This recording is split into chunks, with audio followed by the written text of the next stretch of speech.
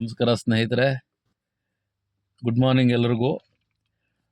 ಬೆಳಗ್ಗೆ ಯಾವುದೋ ಒಂದು ಅಪ್ಸೆಟ್ ಮೂಡ್ನಲ್ಲಿ ಏನೋ ನೋಡ್ತಾ ನಮ್ಮ ಕನ್ನಡ ಸಾಹಿತ್ಯ ಪರಿಷತ್ತಿನ ಮಂಡ್ಯದಲ್ಲಿ ನಡೀತಾ ಇರತಕ್ಕಂಥ ಸಮ್ಮೇಳನವನ್ನು ನೋಡ್ತಾ ಇದ್ದಾಗ ನನ್ನ ಬಾಲ್ಯ ಜ್ಞಾಪಕಕ್ಕೆ ಬಂದಿತ್ತು. ಮುಳಬಾಗಿಲಿನಲ್ಲಿ ಕೂಡ ಇಂಥ ಒಂದು ಸಮ್ಮೇಳನವನ್ನು ಏರ್ಪಾಟು ಮಾಡಿ ಗಡಿಭಾಗದಲ್ಲಿ ಕನ್ನಡದ ಅಭಿವೃದ್ಧಿಗಾಗಿ ಅಂತ ಒಂದು ಅದ್ಭುತ ಕಾರ್ಯಕ್ರಮವನ್ನು ನಡೆಸ್ಕೊಟ್ಟಿದ್ರು. ಇದು ನಾನು ಹೇಳ್ತಾ ಇರೋದು ಸುಮಾರು ವರ್ಷದ ಹಿಂದೆ ನಾನು ಅಟೆಂಡ್ ಮಾಡಿದ್ದು. ಆಮೇಲೆ ಕೂಡ ಹಲವಾರು ಬಾರಿ ನಡೆದಿರ್ಬೋದು, ಬಟ್ ವಿಪರ್ಯಾಸವ ಅಥವಾ ನನಗೆ ಸಂದರ್ಭಗಳು ಇಲ್ಲದೆ ಇರತಕ್ಕಂಥದ್ದು ಸನ್ನಿವೇಶಗಳು ನಿರ್ಮಾಣ ಆಗಿ ನಾನು ಅಟೆಂಡ್ ಮಾಡದೇ ಇರ್ಬೋದು. ಬಟ್ ನಾನು 10ನೇ ತರಗತಿ ಓದೋವಾಗ ಅಂಥದ್ದೊಂದು ಕಾರ್ಯಕ್ರಮ ನಡೆದು ನನಗೆ ಈಗಲೂ ಬಹಳ ಜ್ಞಾಪಕ ಇದೆ. ಆ ಒಂದು ಪುಸ್ತಕ, ಪೆನ್ನು, ಹಲವಾರು ಒಂದು ಕಿಟ್ ಥರ ರೆಡಿ ಮಾಡಿ ಕೊಟ್ಟಿರ್ತಕ್ಕಂಥದ್ದು ನನ್ನ ಮನೇಲಿ ಇಟ್ಕೊಂಡಿದ್ದೆ ನಾನು ಅದನ್ನು. ಯಾಕೆಂದರೆ ಅದನ್ನು ನಾವು ಅಟೆಂಡ್ ಮಾಡಿದ್ವಿ ಅನ್ನೋ ಅದನ್ನು ಬಹಳ ಗುರ್ತಾಗಿ ಇಟ್ಕೊಂಡಿದ್ದೆ. ಆಮೇಲೆ ಅದು ಭಾಳ ಹಳೇದಾಯಿತು, ಅದು ಮುಂದಿನ ವಿಚಾರ. ಆದರೆ ನಿನ್ನೆ ದಿನ ನಡೆದಂತಹ ಸಾಹಿತ್ಯ ಸಮ್ಮೇಳನದಲ್ಲಿ ಅನಿವಾರ್ಯವಾಗೋ, ಅವಶ್ಯಕವಾಗೋ, ನಿಜವಾಗಲೂ ಅದನ್ನೇನು ಹೇಳ್ತಾರೆ, ಅದರ ಈ ಸಂದರ್ಭ ಇತ್ತು ಅಂತ ಕಾಣುತ್ತೆ. ನಮ್ಮ ಮುಖ್ಯಮಂತ್ರಿಗಳಲ್ಲದ ಮುಖ್ಯಮಂತ್ರಿ ಚಂದ್ರು ಅವರು ಒಂದು ಅದ್ಭುತವಾದ ವಿವರಣೆ ಕೊಡ್ತಾರೆ. ನನಗೆ ಮತ್ತೆ ಮಾಸ್ಟರ್ ಹಿರಣ್ಣಯ್ಯ ಅವರಲ್ಲಿ ಕಾಣಿಸ್ಬಿಟ್ರು ಅಂದರೂ ಕೂಡ ತಪ್ಪಿಲ್ಲ. ಅಂದರೆ ನೋಡಿ, ಅದನ್ನೇ ಹೇಳ್ತಕ್ಕಂಥದ್ದು, ಯಾವುದಾದರೂ ನಡೀತಾ ಇರತಕ್ಕಂತಹ ಕೆಲವು ಅಥವಾ ಹಲವಾರು ವಿಚಾರಗಳು ಅದನ್ನು ಯಾವ ರೀತಿ ಸರ್ಕಾರದ ಗಮನಕ್ಕೆ ತರ್ತಕ್ಕಂಥದ್ದು ಅಂತ ಒಳ್ಳೆಯ ವೇದಿಕೆಯನ್ನು ಬಹಳ ಸುಸಂದರ್ಭದಲ್ಲಿ ಸವಿಚಾರವಾಗಿ ಅದರ ಬಗ್ಗೆ ವಿವರಣೆ ಕೊಟ್ಟಿರ್ತಕ್ಕಂಥ ಕೆಲಸವನ್ನು ಮಾಡಿದ್ದಾರೆ. ಇಂಥ ವಿಚಾರಗಳು ಯಾಕೆ ಹೊರಗಡೆಗೆ ಇಂಥವು ಶೇರ್ ಆಗಬೇಕ್ರಿ? ಯಾಕಂದರೆ ಸಮಾಜದಲ್ಲಿರ್ತಕ್ಕಂತಹ ಏನು ಸಮಸ್ಯೆಗಳಿದೆ ಅದನ್ನು ನಾವು ಹೊರಗಡೆ ಹಾಕದ ಹೊರತು ಸಮಸ್ಯೆಗೆ ಪರಿಹಾರ ಎಲ್ಲಿಂದ ಬರುತ್ತೆ? ಈವನ್ ಸರ್ಕಾರಗಳು ಕೂಡ ಇದನ್ನು ಸರಿಯಾಗಿ ಗಮನಿಸಬೇಕಾಗತ್ತೆ. ಯಾತಕ್ಕೆ ಅವರ ಕೂಗು ನೋಡಿ, ಆ ವಿಡಿಯೋ ಬೇಕು ಅಂದರೆ ನಾನು ಫೇಸ್ಬುಕ್ಕಲ್ಲಿದೆ, ನಾನು ಹಾಕಿ ಅಪ್ಲೋಡ್ ಮಾಡಿದ್ದೇನೆ. ಅಂತಹ ಸಮಸ್ಯೆಗಳು ಯಾಕೆ ಉದ್ಭವ ಆಗುತ್ತೆ ಅಂತಕ್ಕಂಥದ್ದನ್ನು ಚರ್ಚೆಗಳು ಮಾಡಬೇಕಾಗತ್ತೆ. ಇವತ್ತು ನಡೀತಾ ಇರ್ತಕ್ಕಂಥ ವಿಚಾರಗಳು ನೋಡ್ತಿದ್ರೆ ಪ್ರತಿದಿನ ನಿತ್ಯದಲ್ಲಿ ಚರ್ಚೆಗಳು ಆಗದ ಹೊರತು ಹೇಗೆ ಅದರಿಂದ ಉತ್ತರಗಳು ಸಿಗುತ್ತೆ? ಚರ್ಚೆ ಅಂತ ಹೇಳ್ತಾ ಇದ್ದೇನೆ, ಇದರಲ್ಲಿ ವಾದ ವಿವಾದ ಇರಬಾರ್ದು. ವಾದ ವಿವಾದಕ್ಕವರೆಗೂ ತೆಗೆದುಕೊಂಡು ಹೋದರೆ ಅಂದರೆ ಅದು ಕಾಂಟ್ರಾವರ್ಸಿ ಆಗುತ್ತೆ, ಅದರಿಂದ ಯಾವುದೇ ರೀತಿ ಪ್ರಯೋಜನ ಬರಲ್ಲ. ಯಾವ ರೀತಿ ನಾವು ಒಂದು ಪರೀಕ್ಷೆಯನ್ನು ಇಟ್ಟಾಗ ಒಬ್ಬ ವ್ಯಕ್ತಿಯನ್ನು ಅಥವಾ ಒಬ್ಬ ಹುಡುಗನನ್ನು 35 ಅಂಕಕ್ಕೆ ಪಾಸ್ ಅಂತ ಕಳಿಸ್ತಕ್ಕಂಥ ಹಲವಾರು ಇವಾಗ ನಡೀತಾ ಇರ್ತಕ್ಕಂಥ ವಿಚಾರನೇ ಹಾಗೆ. 100ಕ್ಕೆ 100 ಮಾರ್ಕ್ಸ್ ತೆಗೆದುಕೊಂಡು ಯಾರು ಮುಂದಕ್ಕೆ ಹೋಗುವಂಥದ್ದು ತುಂಬ ಕಡಿಮೆ. ಲಕ್ಷಕ್ಕೂ ಒಬ್ಬ ಹುಡುಗ ಸಿಗ್ತಾನಾ? ಇಡೀ ಒಂದು ಎಕ್ಸಾಮ್ ಬರೆದ್ರೆ 10 ಜನ ಹುಡುಗರು 100ಕ್ಕೆ 100 ಮಾರ್ಕ್ಸ್ ತೊಗೊಳ್ತಾರ? ಬಟ್ 35 ಅಂಕದಲ್ಲಿ ಮುಂದೆ ಹೋಗಿರ್ತಕ್ಕಂಥವ್ರು ಇದ್ದಾರೆ. ಆದರೆ ಅದು ಯಾವ ಸಂದರ್ಭದಲ್ಲಿ, ಎಲ್ಲಿ, ಹೇಗಾಯಿತು ಅಂತಕ್ಕಂಥದ್ದೇ ಅಲ್ವಾ ಪ್ರಶ್ನೆ. ಇವತ್ತು ಎಷ್ಟೋ ವಿದ್ಯಾರ್ಥಿಗಳಿಗೆ ಮನೆಗಳಲ್ಲಿ ತಂದೆ ತಾಯಿಗಳಿಂದ ಬೇಕಾದಂತಹ ಹಲವಾರು ಏನಂತಾರೆ, ಮಾನಸಿಕವಾಗಿ ಎಷ್ಟೋ ಸಂದರ್ಭದಲ್ಲಿ ನೆಮ್ಮದಿ ಇಲ್ಲದೇ ಇರತಕ್ಕಂಥ ಸ್ಥಿತಿ ನಿರ್ಮಾಣಗಳಾಗಿದೆ ಇವತ್ತು ಮನೆಗಳಲ್ಲಿ, ಕುಟುಂಬಗಳಲ್ಲಿ. ನಾನು ಹೇಳ್ತಾ ಇರ್ತಕ್ಕಂಥದ್ದು ಓವರ್ ಆಲ್ ಆಗಿ ಮಾತಾಡ್ತಾ ಇದ್ದೇನೆ. ಅದಕ್ಕೆ ತಕ್ಕಂತೆ ಪೋಷಕಾಂಶ ಇರತಕ್ಕಂಥ ಆಹಾರಗಳು ಸಿಗ್ತಾ ಇದೆಯಾ? ಮತ್ತು ಅವ್ರು ಬರ್ತಕ್ಕಂಥ ಪ್ರಯಾಣಗಳು, ಶಾಲೆಗಳಿಗೆ ಬಂದರೆ ಆ ಶಾಲೆಗಳಲ್ಲಿ ಉತ್ತಮವಾದಂಥ ಸ್ಥಿತಿ. ನಾವು ಬೆಳೆದ್ವಿ, ನಾವು ಓದ್ತಕ್ಕಂಥ ಸಂದರ್ಭದಲ್ಲಿ ನಾವು ಕುಳಿತುಕೊಳ್ತಾ ಇದ್ದಿದ್ದು ಮರದ ಕೆಳಗಡೆ ಕೂತ್ಕೊಂಡು ಅಭ್ಯಾಸಗಳು ಮಾಡಿದ್ದೇವೆ. ಇವತ್ತು ಎಲ್ಲಿ ಯಾವ ಪ್ರಮಾಣದಲ್ಲಿ ಕಾಂಪಿಟೇಷನ್ ಇದೆ ಅದನ್ನು ಬಹಳ ಅದ್ಭುತವಾಗಿ ವಿವರಣೆ ಕೊಡ್ತಾರೆ. ಯಾಕೆ ಮಕ್ಕಳು, ನೀವು ಅದು ಪ್ರೈವೇಟ್ ಶಾಲೆಗಳಲ್ಲಿ ಹೆಚ್ಚಿನ ಅಂಕ ತಗೊಳ್ಳೋದು ದೊಡ್ಡ ವಿಚಾರ ಅಲ್ಲ, ಸರ್ಕಾರಿ ಶಾಲೆಗಳಲ್ಲಿ ತೆಗೆದುಕೊಳ್ತಕ್ಕಂಥದ್ದು ಅಂತ. ಇವತ್ತು ನನ್ನ ಪ್ರಶ್ನೆ ಇಷ್ಟೇ, ಎಷ್ಟು ಮಂದಿ ಸರ್ಕಾರಿ ಶಾಲೆಗಳನ್ನು, ಇವತ್ತು ನಾನು ಓದಿದ್ದು ಸರ್ಕಾರಿ ಶಾಲೆಯಲ್ಲ, ಎಷ್ಟು ಜನ ಆ ಪೋಷಕರು ಸರ್ಕಾರಿ ಶಾಲೆಗಳನ್ನು ಇಷ್ಟಪಟ್ಟು ಕಳಿಸ್ತಕ್ಕಂಥ ಪರಿಸ್ಥಿತಿ ಇದೆ? ನಾವು ಯೋಚನೆ ಮಾಡಬೇಕಾಗತ್ತೆ. ನಾನು ಎಲ್ಲ ಶಾಲೆಗಳ ಬಗ್ಗೆ ಮಾತನಾಡ್ತಾ ಇಲ್ಲ, ಎಲ್ಲ ಗುರುಗಳ ಬಗ್ಗೆ ಮಾತನಾಡ್ತಾ ಇಲ್ಲ. 60,000 ಟೀಚರ್ಸ್ ಇಲ್ಲ ಅನ್ನೋದ್ರ ಬಗ್ಗೆ ಮಾತನಾಡ್ತಾರೆ ಮುಖ್ಯಮಂತ್ರಿ ಚಂದ್ರು ಅವರು. ಅವ್ರು ಯಾವುದೋ ಒಂದು ವರದಿ ತರಿಸ್ಕೊಂಡು ಅವ್ರ ಹತ್ರ ಸಿಕ್ಕಿರೋ ಪ್ರೂಫಲ್ಲೇ ಮಾತಾಡಿರ್ತಾರೆ. ಆ ಮಕ್ಕಳ ಭವಿಷ್ಯ ಏನಾಗುತ್ತೆ? ಯಾವುದೋ ಒಂದು ಮಗುವಿನ ಪ್ರಶ್ನೆ ಅಲ್ಲ ಇದು. ಇಡೀ ಸಮಾಜದಲ್ಲೇ ತೆಗೆದುಕೋಬೇಕಾಗತ್ತೆ. ಒಂದು ಮಗು, ಯಾವುದೋ ಒಂದು ಮಗು, 2 ಮಗು ಮಕ್ಕಳ ಬಗ್ಗೆ ಮಾತನಾಡ್ತಕ್ಕಂಥದ್ದಲ್ಲ. ಇದು ಒಂದು ಬಹಳ ಸೂಕ್ಷ್ಮ ವಿಚಾರ. ಇದು ಭವಿಷ್ಯದ ವಿಚಾರ. ಇದು ಇವತ್ತಿನ ಮಕ್ಕಳೇ ತಾನೇ ಮುಂದೆ ನಮ್ಮ ಜೊತೆ ಇರ್ತಕ್ಕಂಥವ್ರು. ನಾವು ವಯಸ್ಸುಗಳಾಗಿ ಹಿಂದಕ್ಕೆ ಹೋಗ್ತಾ ಇದ್ರೆ ಅವ್ರು ಬರ್ತಾ ಇರ್ತಾರೆ ಮುಂದಕ್ಕೆ. ತುಂಬ ಚೆನ್ನಾಗಿದೆ. ಅವರು ಬಹಳ ಆ ವೇದಿಕೆಯನ್ನು ಅವರು ಬಳಸ್ಕೊಂಡು ಅವರು ಮಾತನಾಡಿದ ರೀತಿ, ಕನ್ನಡ ಸಾಹಿತ್ಯ ಸಮ್ಮೇಳನ ನಿಜವಾಗ್ಲೂ ಯಾವ ರೀತಿ ಭವಿಷ್ಯದಲ್ಲಿ ನಡೀಬೇಕು ಅಂತ ನಾನು ಮತ್ತೆ ಹೇಳ್ತೇನೆ. ನಿಮ್ಮ ಮನೆಯಲ್ಲಿ ಎಷ್ಟು ಅನುಷ್ಠಾನ ಪುಸ್ತಕಗಳು, ಎಷ್ಟು ವೇದಗಳು, ಎಷ್ಟು ಗ್ರಂಥಗಳು ಯಾರ್ಯಾರು ಬರೆದಿದ್ದಾರೋಪ್ಪ, ನಾನು ಹೇಳ್ತಾ ಇರ್ತಕ್ಕಂಥದ್ದು. ನೀವು ದಯವಿಟ್ಟು ಇದರಲ್ಲಿ ಮಾತ್ರ ಇದರಲ್ಲಿ ಯಾವ ವಿಚಾರ ಇಲ್ಲ. ನೀವು ಓದ್ತಾ ಇರ್ತಕ್ಕಂಥ ಎಲ್ಲ ಪುಸ್ತಕಗಳಿಗೂ ಮೂಲ ಬಂದು ಇದು ಪದಬಂಧ, ರತ್ನಕೋಶ, ಆ ಡಿಕ್ಷನರಿ ಅಂತಾರಲ್ಲ ಕನ್ನಡದ್ದು, ಆ ಡಿಕ್ಷನರಿ ಅದೇ ನಿಮ್ಮ ಫೌಂಡೇಶನ್. ಅದನ್ನು ಸರಿಯಾಗಿ ಅರ್ಥ ಮಾಡ್ಕೊಳ್ಳೋದು ಹೊರತು ನೀವು ಯಾವ ರೀತಿ ಆದರೂ ಅರ್ಥ ಕೊಟ್ಕೋಬೋದ್ರಿ ಅದಕ್ಕೆ ಹೇಳ್ತಕ್ಕಂಥದ್ದು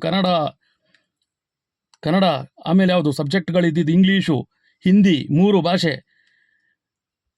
ಆ ನಂತರದಲ್ಲಿ ಸಮಾಜ, ವಿಜ್ಞಾನ, ಅದರಲ್ಲಿ ಭಾಗಗಳು ಏತಕ್ಕೋಸ್ಕರ ಮಾಡಿದ್ರು? ಎಲ್ಲ ಅದೇ ಅಲ್ವಾ? ಕನ್ನಡ ಪಾಠದಲ್ಲೇ ವಿಜ್ಞಾನ ಇಟ್ಟು ಹೇಳಿದ್ರೆ ಅರ್ಥ ಆಗುತ್ತೆ ಅಂತ ಹೇಳಿದ್ರ? ಅದೇ ರೀ ಜ್ಞಾನ ಅಂದರೆ. ಕನ್ನಡದಲ್ಲೇ ವಿಜ್ಞಾನದ ಪಾಠ ಇಟ್ಟುಬಿಟ್ಟು ಇದೇ ಓದು ಅಂದರೆ ಓದಷ್ಟೇ ಅದು. ಇದನ್ನು ಮಿಕ್ಸ್ ಮಾಡಿದ್ರೆ ಅದು ಇನ್ನೇನೋ ಆಗುತ್ತೆ, ಅದನ್ನು ವಿಜ್ಞಾನದಲ್ಲೇ ಹೇಳಬೇಕು. ಕನ್ನಡದ ಪಾಠ ಭಾಷೆಗೆ ಜ್ಞಾನಕ್ಕೋಸ್ಕರ ಕನ್ನಡವನ್ನು ಕೊಟ್ಟರು, ನಮಗೆ ಮೂಲವಾಗಿ ಇಟ್ಟರು. ಅದನ್ನು ಫೌಂಡೇಶನ್, ಮಾತೃಭಾಷೆ ಅಂತ ಕರೆದ್ರು. ಆಮೇಲೆ ಸಮಾಜವನ್ನು ಕೊಟ್ಟರು. ಸಮಾಜ ಅಂದರೆ ಏನು? ನಾವಿರ್ತಕ್ಕಂಥ ವಾತಾವರಣದಲ್ಲಿ, ನಾವಿರ್ತಕ್ಕಂಥ ಸಮಾಜದ ಬದುಕಿನಲ್ಲಿ ಎಲ್ಲರ ಜೊತೆ ಇರ್ತಕ್ಕಂಥ ಸಂದರ್ಭದಲ್ಲಿ ಏನೇನು ಘಟನಾವಳಿಗಳು ನಿರ್ಮಾಣ ಆಗಿತ್ತು ಅದೆಲ್ಲ ನಮಗೆ ಹಿಂದೆ ಕಲಿಸಿರ್ತಕ್ಕಂಥ ಪಾಠ.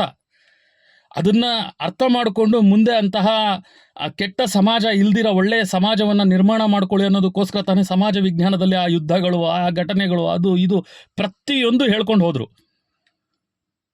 ಯಾತಕ್ಕೆ ಕಿತ್ತಾಡ್ತೀರಾ, ಏನಿದೆ ಕಿತ್ತಾಡೋದ್ರಲ್ಲಿ ಅನ್ನೋದನ್ನೇ ಅಲ್ಲಿ ಹೇಳಿದ್ದು.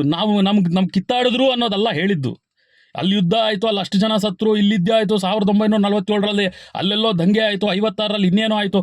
ಅವೆಲ್ಲ ಇಸ್ವಿಗಳು ಯಾರು ಗುರ್ತಿಟ್ಕೊಂಡು ಕೂತ್ಕೊಳ್ಳೋಕ್ಕಾಗತ್ತೆ ರೀ? ಸ್ವಲ್ಪ ಯೋಚನೆ ಮಾಡಿ. ಅಲ್ಲೆಲ್ಲೋ ಜಲಿಯನ್ ವಾಲಾಬಾಗ್, ಕರೆಕ್ಟಾಗಿ ಹೇಳಬೇಕು, ಸ್ವಲ್ಪ ನಿಧಾನ ಆದರೂ, ಜಲಿಯನ್ ವಾಲಾಬಾಗ್ ಹತ್ಯಾಕಾಂಡ ಆಯಿತು ಅಂದರು, ಇನ್ನೇನೋ ಆಯಿತು ಅಂದರು. ಯಾತಕ್ಕೋಸ್ಕರ ಇದನ್ನೆಲ್ಲ ಹೇಳಿದ್ರು? ಎಲ್ಲಿಯವರೆಗೂ ಇದನ್ನು ಸಹಿಸ್ಕೊಂಡು ಕೂತಿರೋದಕ್ಕಾಗತ್ತೆ? ಯೋಚನೆ ಮಾಡಿ.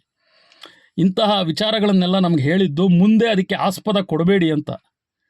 ಮುಂದೊಂದು ದಿನ ಇಂತಹ ಘಟನಾವಳಿಗಳನ್ನು ಮರುಕಳಿಸ್ಕೊಳ್ಳಬೇಡಿ ಅನ್ನೋದಕ್ಕೋಸ್ಕರ ನಮಗೆ ಆ ಅಧ್ಯಯನಗಳನ್ನು ಕೊಟ್ಟಿದ್ದು, ಆ ಪಾಠಗಳನ್ನು ಕೊಟ್ಟಿದ್ದು. ನಾವು ಅದನ್ನು ಅರ್ಥೈಸ್ಕೊಂಡು ಹೋಗ್ತಾ ಇರೋ ವಿಧಾನ ಏನು? ದ್ವೇಷ. ಯಾವಾಗೋ ಯಾವುದೋ ನಡೆದ ಘಟನೆಯನ್ನು ನಾವು ಮನಸ್ಸಿನಲ್ಲಿ ಅದನ್ನು ಇನ್ನೊಂದು ರೀತಿ ಅರ್ಥೈಸ್ಕೊಂಡು ಮತ್ತಿನ್ನೇನೋ ವಿಚಾರಗಳನ್ನು ನಾವು ಅದನ್ನು ಸರಿಯಾದ ರೀತಿಯಲ್ಲಿ ಅದರ ವಿವರಣೆಯನ್ನು ಪಡ್ಕೊಳ್ಳೋದಿರ. ನ ಭೂತೋ ನ ಭವಿಷ್ಯತಿ, ಹಿಂದೆ ನಡೆದಿರ್ತಕ್ಕಂಥದ್ದೇ, ಆ ಹಿಂದೆ ನಡೆದಿರ್ತಕ್ಕಂಥದ್ದು, ಭೂತಕಾಲದಲ್ಲಿ ನಡೆದಿರ್ತಕ್ಕಂಥದ್ದು, ಹಿಂದಿನ ದಿನಗಳಲ್ಲಿ ನಡೆದಿರ್ತಕ್ಕಂಥದ್ದು, ಅದನ್ನು ಅರ್ಥ ಮುಂದಕ್ಕೆ ಹೋದರೆ ಮಾತ್ರ ಭವಿಷ್ಯತ್ತಿದೆ ಅಂತ ಹೇಳಿರ್ತಕ್ಕಂಥದ್ದು. ಅದನ್ನು ತಿಳ್ಕೊಳ್ಳೋದಕ್ಕೆ ನಮಗೆ ಮೊದಲನೇ ಕಂಟೆಂಟ್. ದಯವಿಟ್ಟು ನಿಮ್ಮ ಮನೆಗಳಲ್ಲಿ ಪದಗಳ ಅರ್ಥ ಗೊತ್ತಿಲ್ಲ ಅಂದರೆ, ನಾನು ಇದಕ್ಕೆ ಮೊದಲೊಂದು ವಿಡಿಯೋ ಮಾಡಿ ಅಪ್ಲೋಡ್ ಮಾಡಿದ್ದೀನಿ, ಡಿಕ್ಷನರಿ ಇಟ್ಕೊಳ್ಳಿ. ಮನೆಯಲ್ಲಿ ನೀವು ರಾಮಾಯಣ, ಮಹಾಭಾರತ, ಇನ್ಯಾವ ಸಂಸ್ಕೃತ ಗ್ರಂಥಗಳು, ಇನ್ಯಾವುದೋ ಹಿಂದಿನ ಕಾಲದ ಇನ್ನೇನೇನು ಪುಸ್ತಕಗಳಿದೆ, ನಿಮ್ಮ ಧರ್ಮೀಯ ಗ್ರಂಥಗಳಾಗಿರ್ಬೋದು, ಎಲ್ಲೂ ಕೆಟ್ಟದ್ದು ಹೇಳಲ್ಲ. ಕೆಟ್ಟದ್ದು ಹೇಳಿದ್ದಾರೆ ಅಂದರೆ ಅವ್ರು ಒಳ್ಳೆಯವರು ಅಲ್ಲವೇ ಅಲ್ಲ. ಆ ಡಿಕ್ಷನರಿಗಳನ್ನು ಓಪನ್ ಮಾಡ್ಕೊಳ್ಳಿ. ಯಾವ ಪದ ಯಾವ ಅರ್ಥವನ್ನು ಕೊಡುತ್ತೆ ಸರಿಯಾಗಿ ಅರ್ಥ ಮಾಡ್ಕೊಳ್ಳಿ. ಒಂದೊಂದು ಪದಕ್ಕೆ 3 ಅರ್ಥ ಇದೆ. ನಾನಾರ್ಥಗಳು ಅಂತ ಹೇಳಿದ್ರು ಕನ್ನಡದಲ್ಲಿ. ನಾನಾರ್ಥಗಳ ಬಗ್ಗೆ ಅರ್ಥ ಮಾಡ್ಕೊಳ್ಳಿ, ತಿಳ್ಕೊಳ್ಳಿ. ಒಂದೇ ಪದ 3 ಅರ್ಥ ಕೊಡುತ್ತೆ.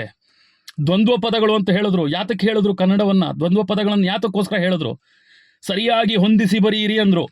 ಯಾತಕ್ಕೆ ಹೊಂದಿಸಿ ಬರೀರಿ ಅಂತ ಹೇಳಿದ್ರು? ಉದಾಹರಣೆ ಅಂತ ಹೇಳಿದ್ರು, ಎಕ್ಸಾಂಪಲ್. ಇದೆಲ್ಲ ಗೊತ್ತಿಲ್ಲ ಅಂದರೆ ಮಾತನಾಡಿದ ಪ್ರತಿ ಮಾತಿನಲ್ಲೂ ತಪ್ಪು ಕಾಣಿಸುತ್ತಲ್ವೇನ್ರಿ? ಹೌದಾ ಅಲ್ವಾ? ಯೋಚನೆ ಮಾಡಿಪ್ಪ. ಡಿಕ್ಷನರಿಗಳು ಇಟ್ಕೊಳ್ಳಿ, ಮಕ್ಕಳಿಗೆ ಡಿಕ್ಷನರಿ ಕೊಡಿ.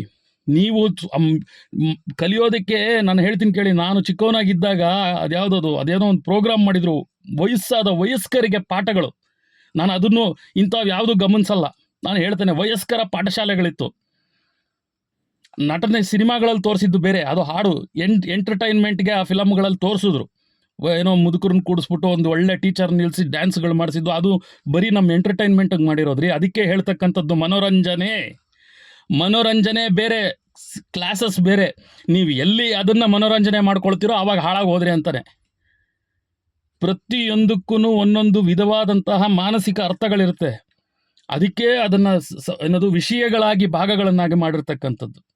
ಪ್ರತಿಯೊಂದನ್ನು ವಿಷಯಗಳು, ಸಬ್ಜೆಕ್ಟ್ ಅಂತ ಕರೆದ್ರು. ವಿಷಯಗಳು, ಈ ಸಬ್ಜೆಕ್ಟು, ಈ ವಿಷಯ, ಈ ಟೈಮಿಂಗಲ್ಲಿ, ಈ ಟೈಮಲ್ಲಿ ಈ ಪಾಠ ಮಾಡ್ತಾರೆ. ಆಟಕ್ಕೆ ದೈಹಿಕವಾಗಿ ಕೂಡ, ಮಾನಸಿಕವಾಗಿ ಬೇರೆ, ದೈಹಿಕವಾಗಿ ಬೇರೆ, ಅದರದೇ ಆದಂತಹ ವಿಷಯಗಳನ್ನು ಕೊಟ್ಕೊಂಡು ಹೋಗಿದ್ದಾರೆ. ಇದು ಮನೆಗಳಿಂದ ಪ್ರಾರಂಭ ಆಗಬೇಕು, ಹೊರಗಡೆಯಿಂದ ಅಲ್ಲ, ಮನೆಗಳಿಂದ ಪ್ರಾರಂಭ ಆಗಬೇಕು. ಈಗ ಇದು ಯಾರೋ ಒಬ್ರು ಬಂದು ಬದಲಾಯಿಸ್ತಾರೆ ಅನ್ನೋದಕ್ಕೆ ನಾವು ಅವ್ರಿಗೆ ಸಪೋರ್ಟ್ ಮಾಡಿದ್ರೆ ತಾನೇ, ಯಾರಿಗಾದರೂ ಸರಿ ನಾವು ಅವರ ಬೆಂಬಲಕ್ಕೆ ನಿಂತರೆ ಅವ್ರು ಮಾಡೋದಕ್ಕಾಗುತ್ತೆ. ಅಂತಹ ಸರಿಯಾದ ರೀತಿಯಲ್ಲಿ ಅದನ್ನು ಒಂದು ಅವರ ಹೊಂದಾಣಿಕೆ ಅವರಲ್ಲಿ ಬರಬೇಕು. ಎಲ್ಲಿ ಹೊಂದಾಣಿಕೆ ಬರುತ್ತೆ ಅಲ್ಲಿ ನಿಜವಾದ ಮನಸ್ಥಿತಿ ನಿರ್ಮಾಣ ಆಗುತ್ತೆ ಎಲ್ರಿಗೂ ಕೂಡ.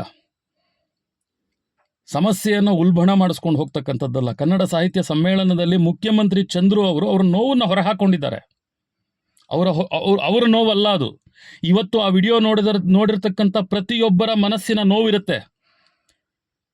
ಅಲ್ಪ ಪ್ರಮಾಣದ ಭಾಷಾ ಜ್ಞಾನ ಇರ್ತಕ್ಕಂಥವ್ರಿಗೆ ನಾನು ಹೇಳ್ತಾ ಇರ್ತಕ್ಕಂಥದ್ದು ಇಲ್ಲಿ ಪೂರ್ಣ ಪ್ರಮಾಣ ಬೇಕಾಗಿಲ್ಲ. ಅಲ್ಪ ಪ್ರಮಾಣದ ಭಾಷಾ ಜ್ಞಾನ ಇರ್ತಕ್ಕಂಥವ್ರು ಕೂತು ಜಾಗದಲ್ಲಿ ಅವರಿಗೆ ಬೆಂಬಲವನ್ನು ಸೂಚಿಸಿರ್ತಾರೆ.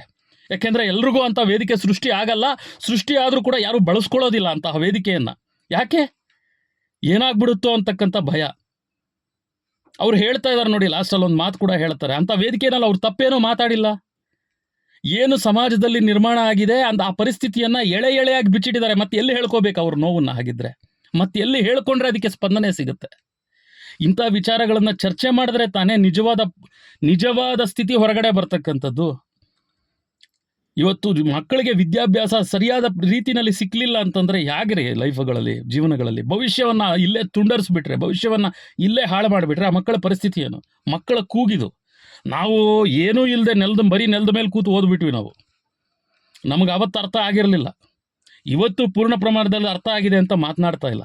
ಆದರೆ ಆ ಗೌರವಯುತವಾದ ಸ್ಥಾನದಲ್ಲಿ ನಿಂತು ಆ ಸಮ್ಮೇಳನಕ್ಕೆ ಮಾಡಬೇಕಾಗಿರ್ತಕ್ಕಂತಹ ಬಹುಮುಖ್ಯ ನ್ಯಾಯ ಜನಗಳಿಗೆ ಮತ್ತು ಜನಗಳಿಗಲ್ಲ, ಅವರು ಏನು ಜವಾಬ್ದಾರಿಯುತ ಸರ್ಕಾರಕ್ಕೆ ಮನಮುಟ್ಟೋ ರೀತಿಯಲ್ಲಿ ಹೇಳಿದ್ದಾರೆ, ಈ ರೀತಿ ಇದೆ ಪರಿಸ್ಥಿತಿ ಅಂತ. ನಿಜವಾಗ್ಲೂ ನಾನು ಇನ್ನೂ ಮತ್ತೊಮ್ಮೆ ಮಗದೊಮ್ಮೆ ಇನ್ನೊಂದು ಸಲ ಹೇಳ್ತೇನೆ, ಅವರು ಮಾಸ್ಟರ್ ಹಿರಣ್ಣಯ್ಯ ಅವರೇ. ನಾನು ಅವ್ರನ್ನೇ ನೋಡಿದ್ದು ಬಾಲ್ಯದಲ್ಲಿ. ಅವರ ಕಥೆಗಳು, ಅವರ ವಿಡಿಯೋಗಳನ್ನು ನೋಡ್ಕೊಂಡು ಬೆಳೆದವನು ನಾನು. ಹ್ಯಾಟ್ಸ್ ಆಫ್ ಚಂದ್ರು ಸರ್, ಮುಖ್ಯಮಂತ್ರಿ ಚಂದ್ರು ಸರ್. ಭಾಳ ಅಂಥ ಒಳ್ಳೆ ವೇದಿಕೆಯನ್ನು ಭಾಳ ಅದ್ಭುತವಾಗಿ ನೀವು ಅದನ್ನು ನ್ಯಾಯ ಮಾಡಿದ್ದೀರಾ. ನಿಜವಾಗ್ಲೂ ಧನ್ಯವಾದಗಳು ನಿಮಗೆ.